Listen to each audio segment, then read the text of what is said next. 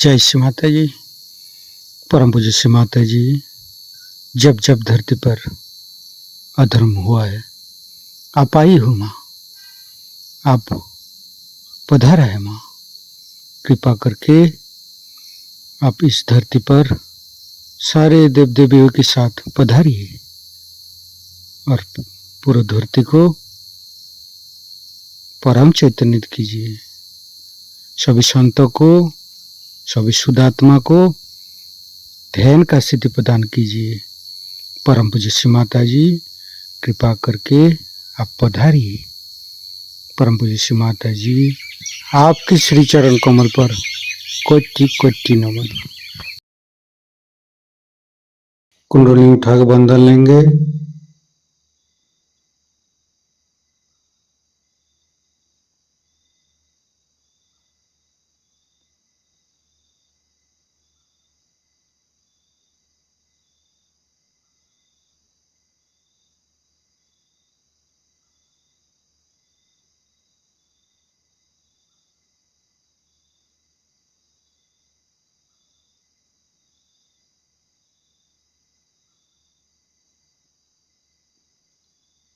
तीनों महामंत्र।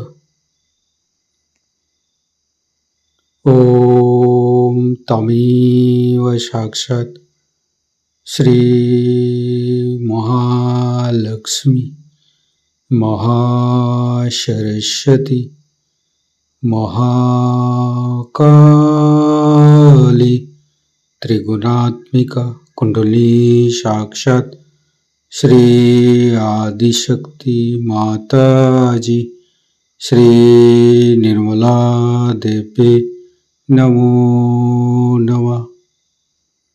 ओम तमेव साक्षात् श्री कल्की साक्षात् श्री आदिशक्ति माता जी श्री निर्मला देवी नमो नमः। ओम तमेव साक्षात् श्री कल्की साक्षात् श्री सहस्रार स्वामिनी मोक्ष प्रदायिनी माता जी श्री निर्मला देवी नमो नमः। गणेश मंत्र। ओम तमेव साक्षात् श्री गणेश साक्षात् श्री आदिशक्ति माता जी श्री निर्मला देवी नमो नमः।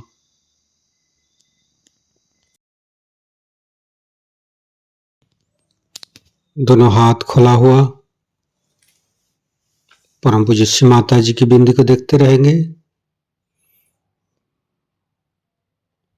संपूर्ण चित्त हृदय पर परम पूज्य श्री माता जी कृपा करके हमारे हृदय को स्वच्छ बनाइए। स्वच्छ हृदय कमलासन पर श्री चरण को स्थापित कीजिए माँ। परम पूज्य श्री माता जी, हमारे हृदय में जो कुछ भी है आप ही का बना हुआ है। हमारी सांसें, हमारी रोम रोम आप ही का दिया हुआ माँ। परम पूज्य श्री माता जी, आप ही ने तो हमें शुद्ध आत्मा स्वरूप बनाया। परम पूज्य श्री माता जी, हमारे हृदय पर आइए और हमारी आत्मा को परमात्मा के साथ मिलाइए। परम पूज्य श्री माता जी, आप ही तो दुर्गा जी है, आप ही तो शिव जी है। कृपा करके दुर्गा जी की शक्ति और शिव तत्व हमें प्रदान कीजिए माँ। परम पूज्य श्री माता जी, हम अज्ञानी है, हमारी अज्ञानता के बस में यदि आपकी शान के खिलाफ कोई गलती हुआ हो, कृपा करके क्षमा कर दीजिए माँ। संपूर्ण चित्त मूलाधार चक्र पर, तीनों मूलाधार को देखेंगे। हे आदिशक्ति माँ, कृपा करके हमारे ऊपर कृपा दृष्टि प्रदान कीजिए। हमारे ऊपर प्रभु गणेश की शक्ति प्रदान कीजिए माँ। हे आदिशक्ति माँ, हम कभी अतीत में चला जाते हैं माँ, कभी भविष्य में चला जाते हैं। कृपा करके अतीत और भविष्य झूठा है माँ। कृपा करके हमें मध्य में स्थापित कर दीजिए माँ। परम पूज्य श्री माता जी, आप ही तो प्रभु गणेश है। कृपा करके हमारे तीनों नाड़ी, सातों चक्रों के अंदर समस्त दोषों को, समस्त रोगों को, समस्त बाधाएं दूर कीजिए माँ। संपूर्ण चित्त बाएं मूलाधार, परम पूज्य श्री माता जी, कृपा करके हमारे अंदर अबोधिता और पवित्रता को रक्षा कीजिए माँ। निर्मल गणेश की मंत्र लेंगे। ओम तमेव साक्षात श्री निर्मल गणेश साक्षात श्री आदिशक्ति माता जी श्री निर्मला देव्ये नमो नमः। बाएं हाथ श्री माता जी की तरफ, दाहिने हाथ धरती पर। परम पूज्य श्री माता जी हमारे बाएं मूलाधार में समस्त दोषों को, समस्त बाधाएं को ये दाहिने हाथ तले होते हुए धरती पर विलीन कर दीजिए माँ।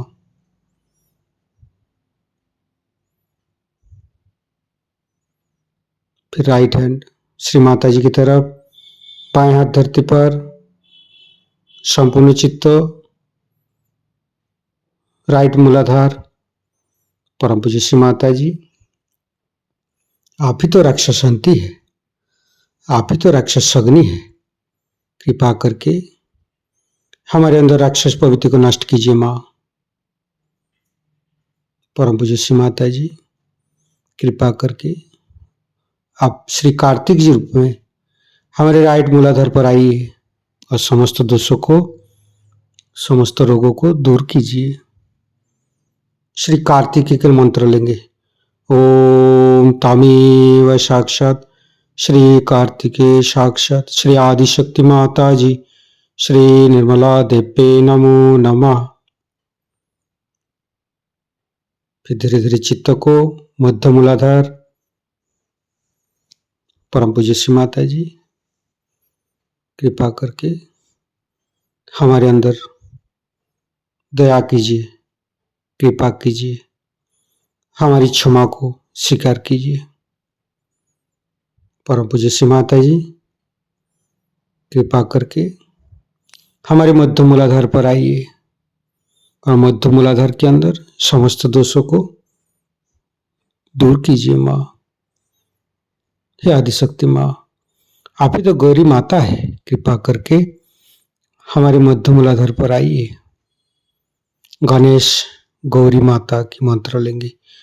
ओम तमेव साक्षात श्री गणेश गौरी कुंडली माता साक्षात श्री आदिशक्ति माता जी श्री निर्मला देव्ये नमो नमः।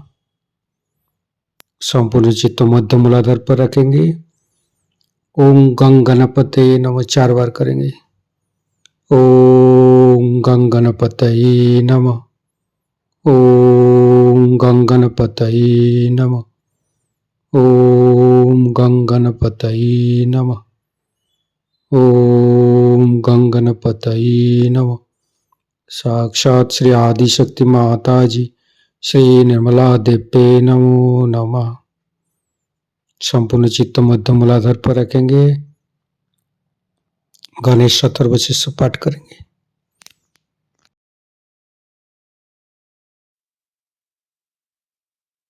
श्री गणेश अथर्वशीर्ष।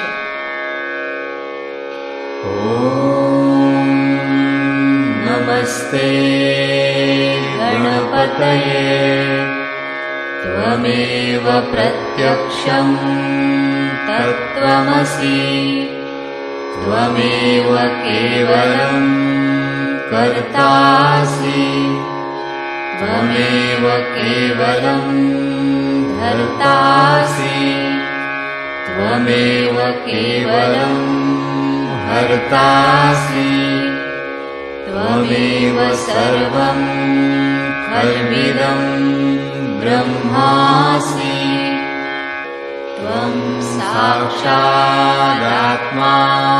नित्यं ऋतं वच्मि सत्यं वच्मि अवत्वं माम् अववक्तारम् अवश्रोतारम् अवदातारम् अवधातारम्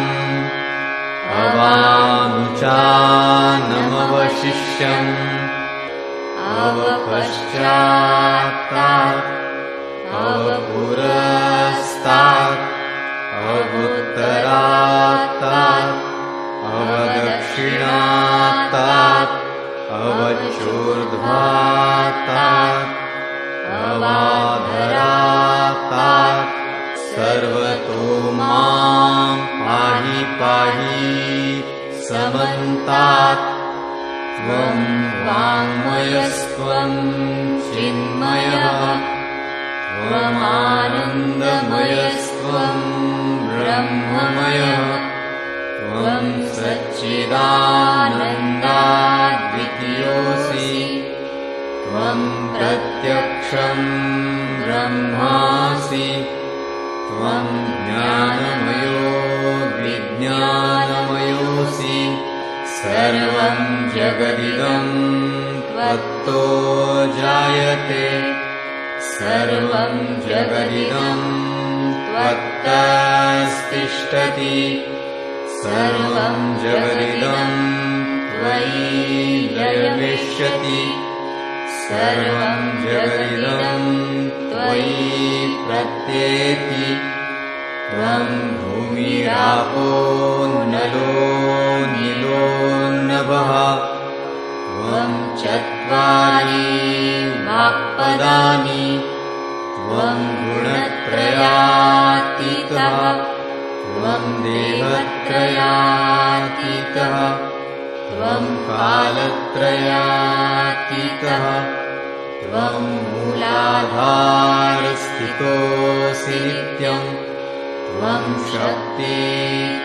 शक्तित्रयात्मकः त्वां योगिनो ध्यायन्ति नित्यं त्वं ब्रह्मा त्वं विष्णुस्त्वं रुद्रस्त्वं इन्द्रस्त्वं अग्निस्त्वं वायुस्त्वं सूर्यस्त्वं चन्द्रमास्त्वं ब्रह्मभूर्भुवः स्वरो गणादीन् पूर्वमुच्चार्य वर्णादि तदनन्तरम् अनुस्वारः परतरः अर्धेन्दुलसितं तारेण रुद्धम् एतत्तव मनुस्वरूपम् गकारः पूर्वरूपम् अकारो मध्यमरूपम् अनुस्वारश्चान्त्यरूपम् बिन्दुरुत्तररूपम् नादसन्धानम् संहिता सन्धिः सैषा गणेशविद्या गणकऋषिः निःसृद्गायत्री छन्दः गणपतिर्देवता ॐ गं गणपतये नमः एकदन्ताय विद्महे वक्रतुण्डाय धीमहि तन्नो दन्ती प्रचोदयात् एकदन्तम्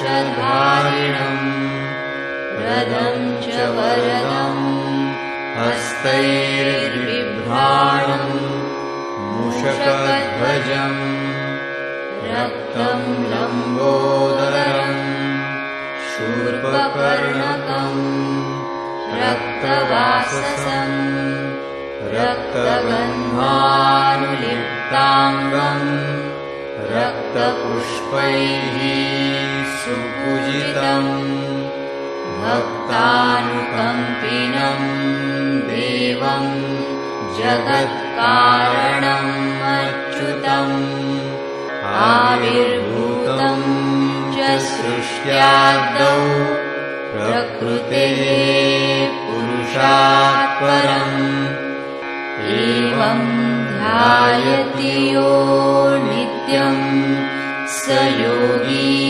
योगिनां वरः नमो व्रातपतये नमो गणपतये नमः प्रमथपतये नमस्ते लम्बोदरायैकदन्ताय विघ्ननाशिने शिवसुताय श्रीवरदमूर्तये नमो नमः साक्षात् श्री आदिशक्ति माताजी श्री निर्मला देव्यै नमो नमः। धीरे धीरे चित्त को लेफ्ट स्वादिष्ठान, राइट स्वादिष्ठान, मध्य, फिर चित्त को राइट नाभि, लेफ्ट नाभि, मध्य नाभि, फिर तीनों हृदय, तीनों विशुद्धि, फ्रंट आज्ञा, बैक आज्ञा। परम पूज्य श्री माता जी हमारे अंदर अहंकार, पति अहंकार को दूर करके हमारे ब्रह्मरंध्र को खोल दीजिए माँ। संपूर्ण चित्त ब्रह्मरंध्र पर, सिर के तालु भाग, दोनों हाथों पर, सिर के तालु भाग पर परम चैतन्य अनुभव करते हुए मध्य मूलाधार के साथ सहस्त्रार को जोड़ेंगे।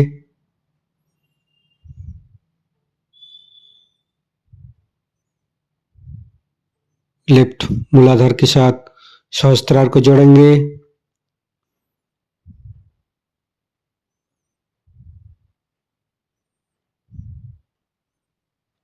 राइट मूलाधार के साथ सहस्त्रार को जोड़ेंगे।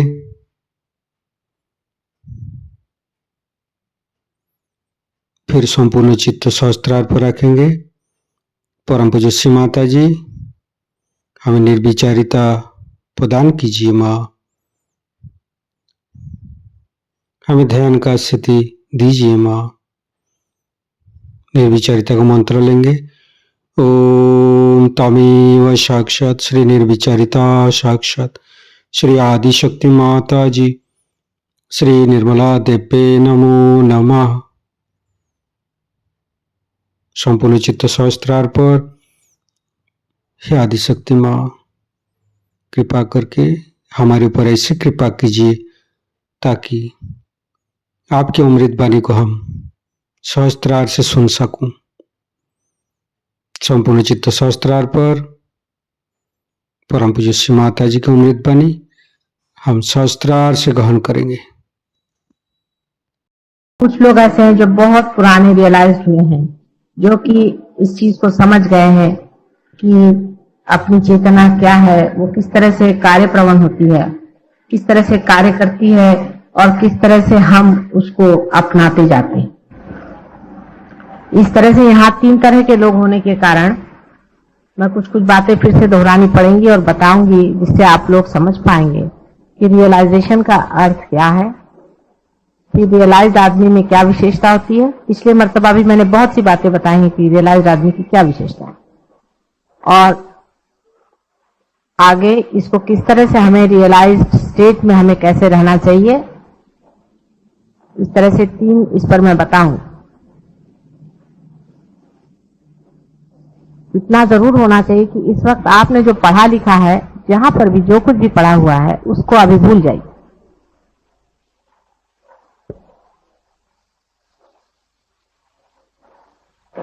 पहले तो प्रश्न यह है कि रियलाइजेशन का अर्थ क्या है। जब आप पैर पर आते हैं तो उसमें से कितने ही लोगों को कहा जाता है कि आप पार नहीं हुए, और कितने ही लोगों को कहा जाता है कि आप पार हो गए। इसका एक तो अर्थ है ही कि रियलाइजेशन का संबंध आपके बाहरी शरीर मन बुद्धि से नहीं है, किंतु किसी आंतरिक चीज से है, जो कुछ लोगों को हो जाता है और कुछ लोगों को नहीं होता। रियलाइजेशन में जब आप लोग मेरे पैर पे रहते हैं, उस वक्त जो हाथ में देखते हैं लोग, वो ये देखते हैं कि उनके ऊपर जोर से प्रवाह हाथ में आने लग जाता है, और आपको भी पैर में ऐसा लगने लगता है कि कुछ तो भी पैर में झकझक झकझक जा रहा है। अपनी चारों तरफ मनुष्य के, वातावरण के और सारे संसार की चारों तरफ चैतन्य शक्ति खेल रही, अंदर और बाहर। जैसे कि हर एक पेड़ के अंदर भी चेतना शक्ति है, उसके पत्ते में भी चेतना शक्ति है, उसके मूल में भी है, और उसी तरह से ये सारे भूमंडल पर भी चैतन्य शक्ति का वास है। चारों तरफ जैसे कोई ईथर होता है, इस तरह से ये चैतन्य शक्ति चारों तरफ चल रही है, और अंदर बाहर हर जगह उसका वास है। और वही शक्ति पूरा जो कुछ कार्य जड़ शक्ति का करने का है, करती रहती है। अब ये शक्ति हमारे अंदर कुंडली नामक, इसको की कुंडली लोग कहते हैं, कुंडलिनी कहते हैं, लेकिन कुंडलिनी एक शब्द है दिया हुआ। हालांकि परमात्मा ने किसी भी चीज को अर्थ ही दिया और शब्द तो दिया नहीं है, जैसे किसी का नाम दिया नहीं, पर मानव ने दिया हुआ नाम इसका कुंडलिनी। कुंडलिनी नाम की शक्ति, कुंडलिनी नाम की शक्ति हमारे अंदर रीढ़ की हड्डी के नीचे जो त्रिकोणाकार अस्थि है, उसमें स्थित है। उसके बारे में अभी मैं एक आर्टिकल निकालने वाली हूँ शक्ति में, तो आप उसके सारे डिटेल्स पढ़ लीजिएगा, और उसके साइंटिफिक नाम जो कुछ है वो भी आप जान लीजिएगा, और आप में से बहुत से लोग उसको जानते भी। अब आपका चित्त जो है,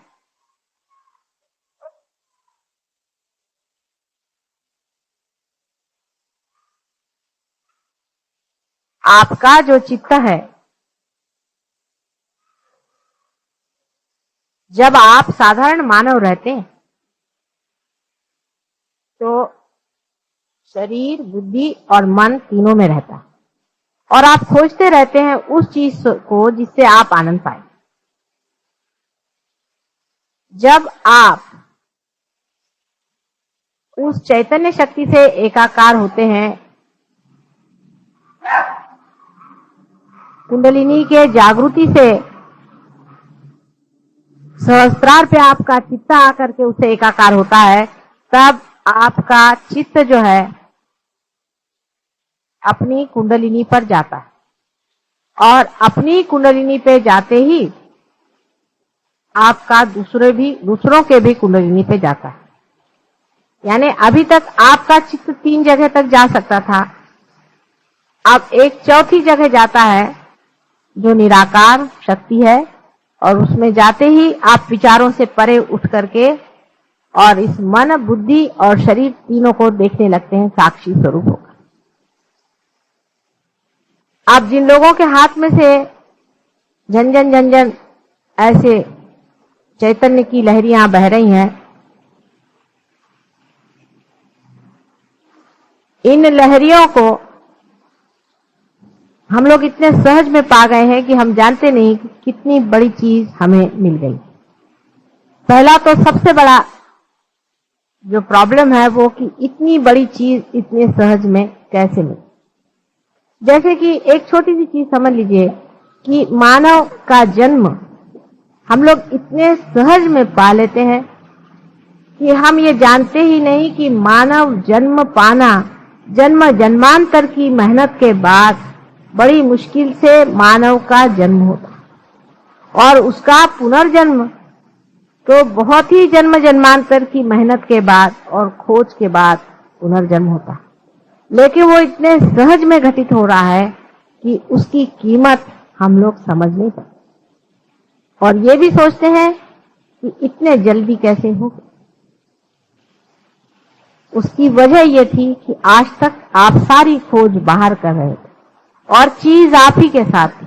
जैसे कि आपके अंदर कोई हीरा बैठा हुआ है और आप सारे दुनिया में खोज रहे हैं और आपके यही हीरा गिरा हुआ है और फौरन किसी ने बता दिया कि हीरा तो यही है और आपको रास्ता भी बता दिया।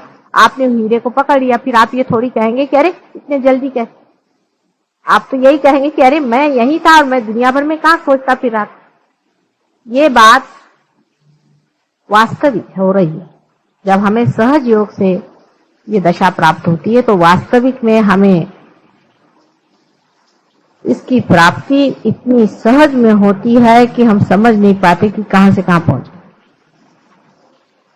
या ये कहिए कि आधुनिक युग में जिस तरह से आप एकदम से चंद्रमा पे पहुंच जाते हैं, पता भी नहीं चलता। आप अगर चंद्रमा में एक क्षण में अगर पहुंच सके, ऐसी कोई व्यवस्था हो जाए तो आप हो सकता है कि आप ऐसे ही महसूस करेंगे कि हम ये कहां पहुंच गए, कैसे हो सकता है चंद्रमा में हम एक क्षण में कैसे। इसी तरह से ये घटना जो है इतनी सहज में होती है, इतने सहज में ये घटना होती है कि आपको ऐसा लगना स्वाभाविक। लेकिन कोई बात सहज में हो जाए और चाहे बहुत तकलीफ से हो जाए, याद वो रहती है जो तकलीफ से होती है और समझ में वो होती है जो तकलीफ से होती है। ये मानव का स्वभाव है और मानव उसी में अपने को बड़ा धन्य समझता है जो वो किसी कर्तव्यगारी से पाता है। बाप ने अगर लाखों रुपए की भी उसको स्टेट दे दी तो उसकी वो विशेषता नहीं समझ, पर उसके कमाई से उसने अगर 2 रुपए भी मेहनत से कमाए तो उसको बड़ी भारी चीज समझता है कि मेरी कमाई। ये उसके अहंकार का लक्षण है, ये उसके अहंकार की तृप्ति है। लेकिन सहज योग में तो अहंकार ही जब टूटता है तब फिर अहंकार से कोई चीज पाने की तो बात ही नहीं। इसलिए अहंकार जो है वो अतृप्त रह करके इस तरह की शंकाएं अंदर उठाता है कि ऐसे सहज में क्यों। अब अपने रियलाइजेशन की जो तरीके और जो होता है, जैसे जैसे रीति से वो होता है, ये सब आप में से बहुतों ने देखा। तो किताबों में अब हर एक किताब में एक नया तरीका पाएगा कि जब आत्म साक्षात्कार होता है तो ऐसे हो जाता है, वैसा हो जाता है, ये हो जाता है। अब इसमें से कितने लोग पार हैं और कितने नहीं है, एक परमात्मा ही जानता है। लेकिन आप में से जो लोग पार हुए हैं और धीरे धीरे आपने अपनी गति ऊपर की है, आप लोग जानते हैं कि आदमी जब पहले पार होता है तो सिर्फ उसका सहस्त्रार टूटता है और वो एकाकार होता है उस चैतन्य शक्ति से। फिर इसके बाद तो भी वो यही रहता है और उसकी दृष्टि अपने और दूसरों के कुंडलिनी पे आ तो जाती है, लेकिन वाइब्रेशंस जो उसके अंदर आ रहे हैं वो कभी कभी एकदम रुक जाते हैं। और वो अगर अपने सर पे हाथ रखे तो देख लेगा कि उसके सर पे जहां पर कि बिल्कुल नरम हो गया था वहां फिर से कड़क हो जाता है, कैल्सिफिकेशन हो जाता है। 300 साल है ना, कालच पार झाला था। अभी आप कल ही पार हुए थे और आपका कैल्सिफिकेशन। उसकी वजह क्या है? उसकी वजह यह है कि हमारे अंदर जो ईगो और सुपर ईगो है वो हट जरूर जाते हैं, हमारा चित्त बीचों बीच जरूर आ जाता है, लेकिन वो फिर से ग्रो करके और एक हो जाता है।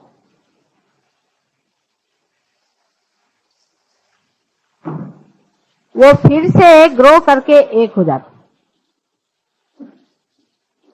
और जब वो ग्रो करके एक हो जाते हैं तो फिर से कैल्सिफिकेशन हो जाता है और प्रवाह बंद हो जाता है, लेकिन आप तो भी कुंडलिनी समझ सकते हैं। वो कैसे कि आप उसके बाद अगर ध्यान में आए और मेरी ओर हाथ करें तो आपको लगेगा कि ये हाथ पकड़ के, अभी पुष्पा ने मुझे आके कहा कि मेरे ये अंगूठा पकड़, ये पार है।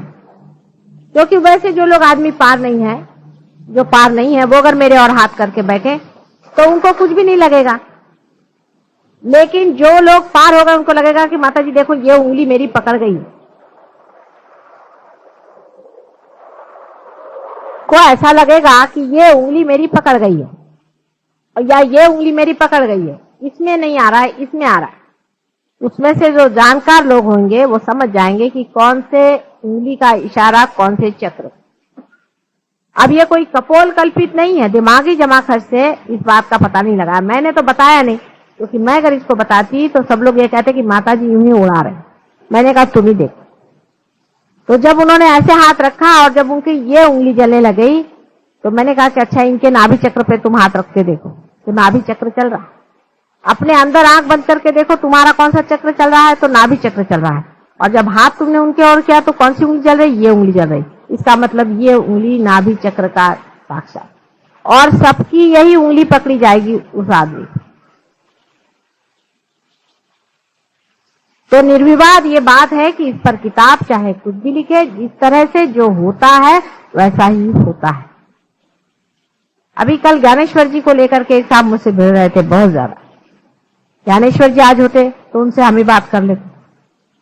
वो भी खोज रहे थे तरीका इस तरह से बात समझाने का, लेकिन उनको बन नहीं पड़ा। बहुत छोटी उम्र में उनकी मृत्यु हो गई। ऐसे बहुत से लोगों की अपमृत्यु होने के कारण भी बहुत कुछ गलत फहमियां संसार में फैली, और उन्होंने किताब लिख दी, ये दूसरी गलती कर दी, जिस वजह से मैं किताब लिखने से बहुत डरती हूँ। किताब लिखते ही साथ लोग उसको रटना शुरू कर देंगे और उससे भी लोगों पर कंडीशनिंग हो जाए। तो अब इसमें क्या होता है क्या नहीं होता है, वो बिल्कुल आपको ऐसा सोचना चाहिए कि हर मिनट हमें नया एक अनुभव, ये नई चीज है। हम नए आदमी, नया ही है सब कुछ, नए से ही जानना है। हम नए होकर के बैठे, जैसे छोटा बच्चा बचपन से एक एक शब्द सुनता है और उसको रट लेता है, एक एक बात देखता है उसको समझ लेता है। इसी तरह से आप लोग जो इस नए लोक में, इस दिव्य लोक में जो आए हुए हैं, तो उसकी दिव्यता को समझना से इसकी दृष्टि और होनी चाहिए। यह बड़ी विशेषता है कि इसका नाम दिव्य लोक रखा है। मैं जाती थी तो इसका नाम पढ़ के मुझे बड़ा लगता था कि किसी बड़े सोचने वाले आदमी ने नाम रखा हुआ, कितना सुंदर नाम, दिव्य लोक। मुझे क्या पता था कि परमात्मा सारी व्यवस्था यहीं कर देंगे और भाटिया साहब इतनी मेहरबानी कर देंगे हमारे ऊपर। बहुत ही सुंदर जगह है। तो जिस दिव्य लोक में आप उतरे हुए हैं उसकी दिव्यता को जानने के लिए आपको सोच लेना चाहिए कि ये सब नवीन है, नाविन्यपूर्ण है। इसमें सारा ही नवीन अनुभव है। कहीं लिखा हुआ घिसा पिटा जो दूसरों ने अनुभव किया है वो नहीं है, हमें जो अनुभव करने का वो है। इसलिए एकदम नया, नूतन, बालक जैसे होता है ऐसे आप एकदम नए स्वरूप में से उतरिए। पहली चीज जरूरी है कि आप इसमें नवीनतम बातों के और ध्यान दें। सब नवीन है। आज तक ऐसा कहीं भी अनुभव किसी ने किया नहीं। इतने जोरों में ये एक्सपेरिमेंट कभी भी सक्सेसफुल कभी भी संसार में नहीं हुआ, क्योंकि मैं भी इस संसार में बहुत बार आ चुकी हूँ और इस कार्य को करने का मैंने बहुत बार प्रयास किया। पहली मर्तबा इस जन्म में ये कार्य सफलीभूत हुआ। इसलिए सब में थोड़ा थोड़ा अधूरापन जो रह गया है उसको आपको पूरा करना है। आप उसी अधूरेपन को कंप्लीट करने के लिए आए हुए। किसी को आप गिराने या घटाने नहीं आए, लेकिन उसमें जो कुछ थोड़ा बहुत अधूरापन रह गया है उसको आप पूरा करने के लिए। अब आप सोचिए कि एक नए जमाने के, नए विस्तार के एक नए लोग आप हैं और सारे संसार के लिए आपको मार्गदर्शन करना। उसमें रियलाइज लोग एक छत के नीचे बैठ करके उस परम शक्ति को पा रहे हैं। कितनी बड़ी भारी शक्ति आपके अंदर से विशेष रूप से प्रवाहित है और लोगों के अंदर से नहीं है संसार। ये आप जानते हैं, उसमें कोई आपको अब शंका नहीं रहेगी। जिनको थोड़ी बहुत शंका है इसका कारण ये कि वो अभी अभी पार हुए, इसलिए थोड़े दिन में उनको भी नहीं रहेगी।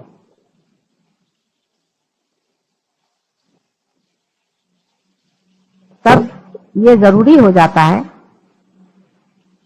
कि आप अपनी विशेषता को समझें। सबसे बड़ी विशेषता आपकी यह है कि आपको एक फोर्थ डायमेंशन आ गया है। कौन सा फोर्थ डायमेंशन आ गया? आ गया। कौन सा फोर्थ डायमेंशन आ गया? जो चैतन्य शक्ति आपके अंदर प्रवाहित है उसमें आप खड़े हुए हैं। अब आप इसमें से उसमें कैसे जा सकते हैं, ये बड़ा महत्व का पॉइंट है, आप समझिए। अब इसमें आप किस तरह से उसमें उतर सकते हैं, उसमें रह सकते हैं, स्थिर हो सकते हैं, ये बड़ा महत्व का पॉइंट। अब आप देखिए अगर अपने चित्त की ओर, तो आप देखेंगे कि इसमें एक तरह का एक्सपेंशन होता है और ये ऐसे अंदर खिंचता भी है। अपने चित्त की ओर देखिए, अपने चित्त की ओर देखिए, ये ऐसा लगता है जैसे कहीं, जैसे किसी चीज पे जाता है और आप चाहे तो उसको हटा सकते, उसका एक्सपेंशन हो रहा है और उसको आप खींच भी सकते हैं। जैसे कि कोई गुब्बारा होता है या जिसको मराठी में फुगा कहते हैं, उसको आप फुगा दीजिए तो वो ऐसे जाएगा और फिर अंदर ही खींचेगा। इसी तरह से आप अपने चित्त की ओर दृष्टि रखें। आपका चित्त जो है वो किसी भी चीज की ओर जा भी सकता है और वहां से लौट भी आ सकता है। ख्याल करें आप, देखिए हमारा चित्त किसी वस्तु मात्र पे गया। जैसे समझ लीजिए आपका चित्त है कि एक साड़ी पर, अब साड़ी पर गया और आप उससे अपना चित्त खींच सकते हैं। अपना चित्त आप जैसा भी चाहे उसे घटा सकते हैं, बढ़ा सकते हैं और उसको जहां तक चाहे उसको पहुंचा सकते हैं। पर आप पूरे समाये हुए बीच में, जैसे एक समुद्र हो, समुद्र में से पानी बढ़ता हुआ हर एक किनारे पर जाता और फिर खींचा, लेकिन वो बीचों बीच समुद्र का सारा उसका अपना वास्तव्य, जो वास्तव्य है, जो इजनेस है, जो होना है, वो अंदर है और उसका जो रिएक्शन है वो अवेयरनेस है, चेतना। वो जाती है किसी चीज पे चित्त से और लौट आती। इसी से आप डिटैचमेंट सीखें। किसी चीज से हम कहें आप डिटैच हो जाइए। अभी जैसे यहाँ वो गाड़ी आई, एक छोटी सी बात, उसमें से बदबू आ रही, पहले सबको बदबू आई, ठीक है, आप उस बदबू की ओर अपना चित्त ले जाइए तो बदबू आ रही है और चित्त हटा लीजिए तो बदबू नहीं आ रही। डिटैच करने की शक्ति आपके अंदर आ गई। धीरे धीरे आप अपने चित्त पे प्रैक्टिस करें।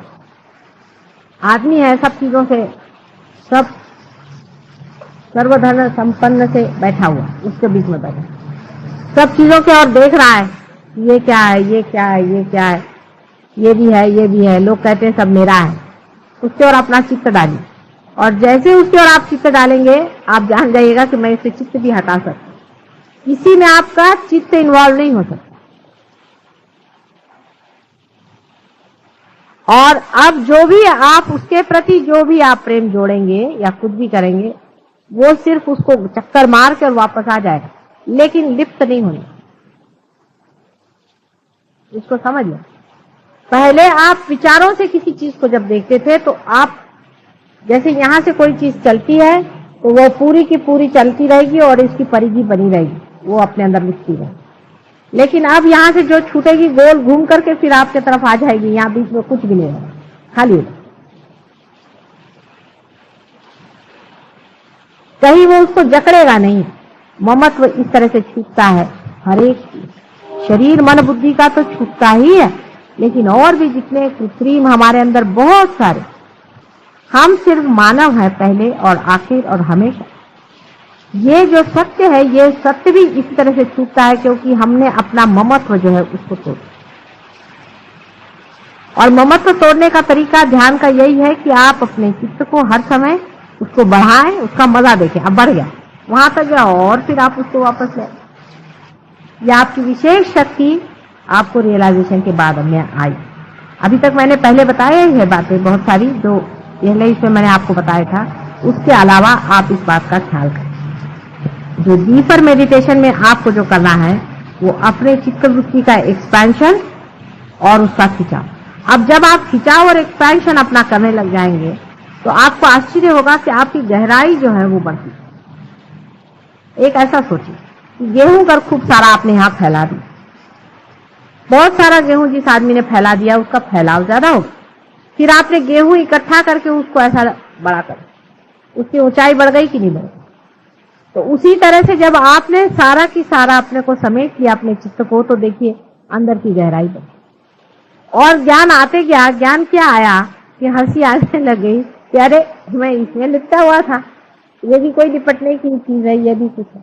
माने ऐसा लगेगा कि कोई खास बात है ही, कोई ऐसी विषय संसार की ये बातें हैं।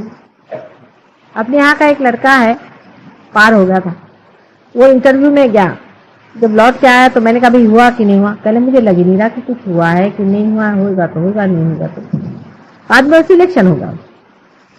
तो वो जो बोर्ड वाले थे उन्होंने मुझे बताया कि साहब ये लड़का अजीब कमाल का, कि बिल्कुल डरा नहीं, कुछ नहीं आया, उससे बात पूछो, उसने साफ साफ बात कह दी, जो कुछ थी कह दी और चला गया, मैं डरा नहीं। ये कैसे क्या हो गया? मैंने कहा भाई देखिए, हमने कहा था ना कि वो रियलाइज्ड है, आप देखिएगा उसको विशेष रूप से आप एग्जामिन करेगा कि क्या विशेषता। तो कहा कि हमने उसमें यही बात देखी कि वो आया, उससे जो सवाल पूछा सीधे सीधे जवाब दे दिया, ना उसमें छल न कपट न कुछ नहीं, उसने साफ साफ बात करी कि ये बात है, ऐसी ऐसी बात है। और फिर इस तरह से खड़ा रहा, मानो लेना हो तो ले, तो नहीं, निशान में खड़े।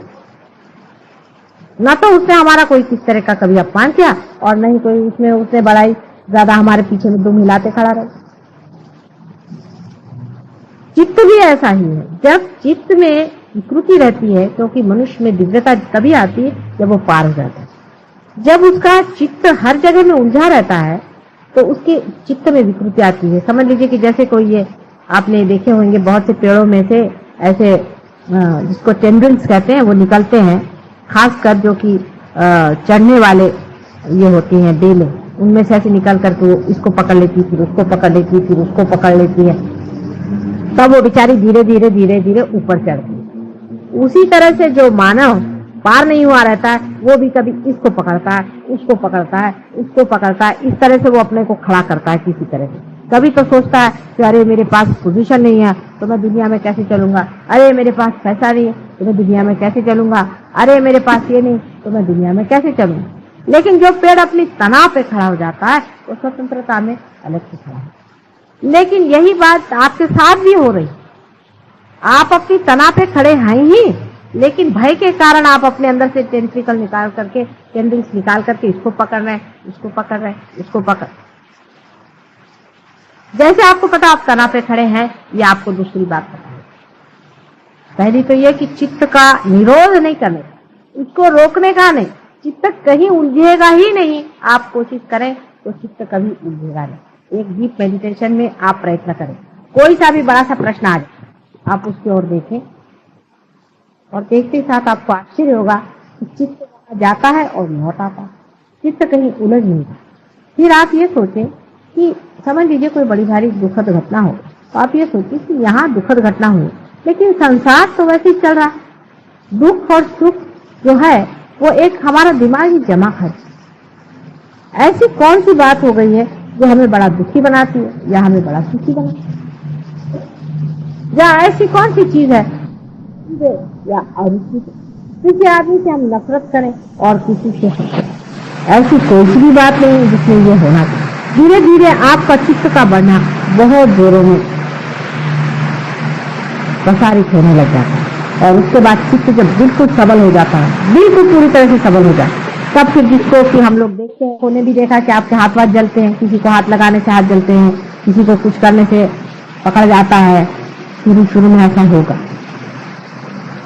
और उससे दूर रहना चाहिए, जहां तक हो सके एकदम आग भट्टी में मत डालिए। जब लड़की खाना बनाना सीखती है तो पहले एक छोटे से चूल्हे पर थोड़ा सा कपड़ा लगा करके धीरे धीरे, फिर उसके बाद जरा उसका हाथ जलना सीख लिया तो फिर वो बड़े चूल्हे पर काम करना सीखता है। उसमें भी वो पहले संगती लेती है, फिर एक तवा लेती है, फिर उसके ऊपर में वो रोटी सेकती है। उसके बाद जब वो एक्सपर्ट हो जाती है तो हाथी से रोटी बना लेती है, चूल्हे में हाथ डाल करके भी वो ठीक से ऐसे ऐसे कर सकती है। उसी तरह से शुरू में आप जिसको हम इविल भी कह रहे हैं जिसको हम बुरा भी कह रहे हैं, वो भी गिर जाए। फिर जो इविल करके जो चीज है वो आप जहाँ खड़े होंगे वो खुद ही भाग खड़ी हो जाएगी, वहां रहेगी, कुछ आप पे असर ही नहीं आने वाला उस चीज। ये दशा जब आ जाएगी तब फिर माँ का प्रोटेक्शन की क्या जरूरत है, आप खुद ही बड़े हो जाएंगे। तब फिर आपको किसी का पकड़ेगा नहीं, किसी का कुछ नहीं, कोई कहीं पर भी कुछ हो आप जाइएगा, आप देखिएगा कुछ नहीं, जो जहाँ पहुंचे वहीं सब भाग रहे हैं, वहां खुद ही वो टिकने नहीं वाले। इतनी समर्थता जिस दिन आ जाए उस दिन ये प्रश्न हमेशा के लिए टूट जाए।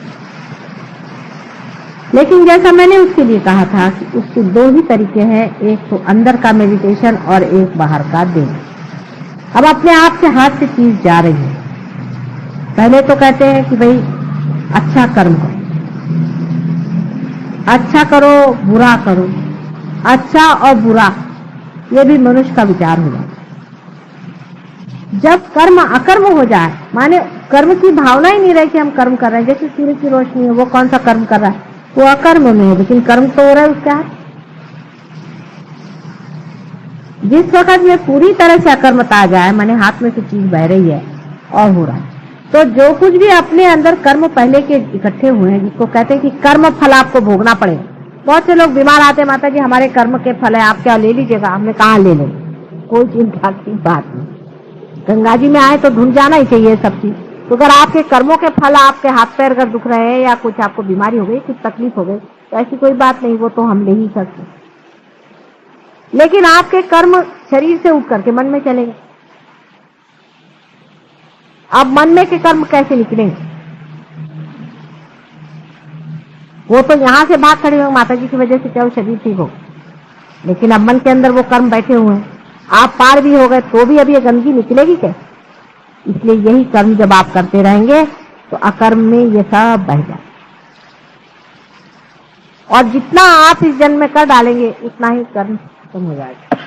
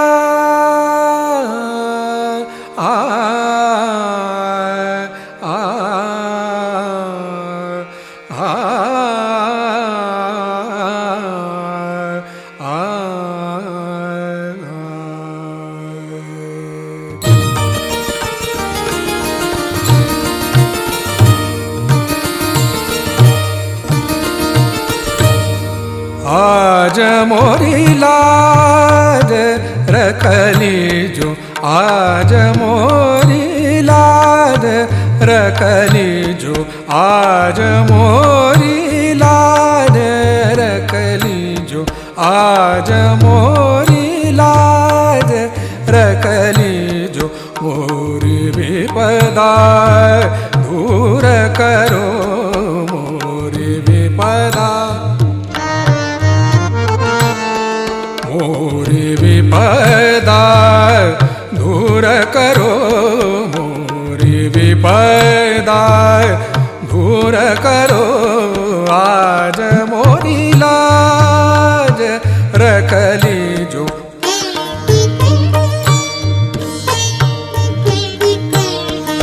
आज मोरी लाज रखली जो, आज मोरी लाज,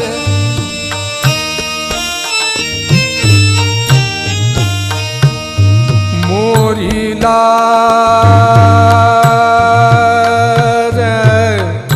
मोरी लाज, आज मोरी लाज रखली जो, मोरी लाज, मोरी लाज, मोरी लाज रखली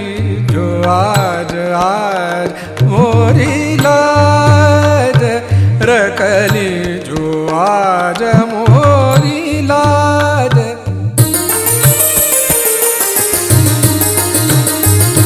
मोरी लाज मोरी लाज आज मोरी लाज रखली जो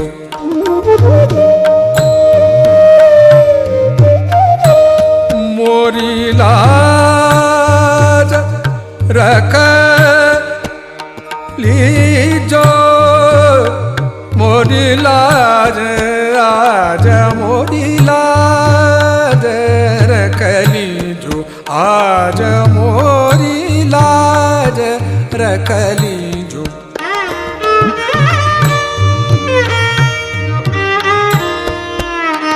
मोरी लाज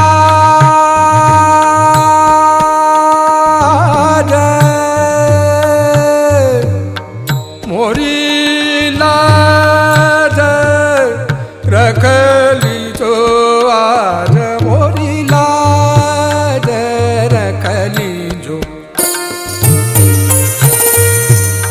मोरी लाज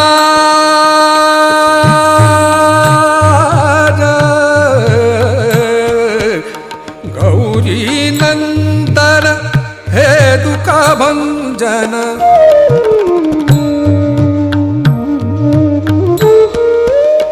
गौरी नंदन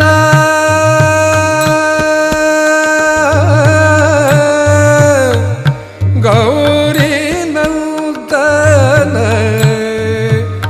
गौरी नंदन गौरी गौरी नंदन हे दुख भंजन गौरी नंदन हे दुख भंजन तुम ही आके धीर बंधाओ तुम ही आके धीर बंधाओ आज मोरी लाज रख लीजो आज मोरी लाज रख लीजो मोरी विपदा दूर करो मोरी विपदा दूर करो आज मोरी लाज रख लीजो आज मोरी लाज ओम त्वमेव साक्षात् श्री गणेश साक्षात् श्री आदि शक्ति माता जी श्री निर्मला देवी नमो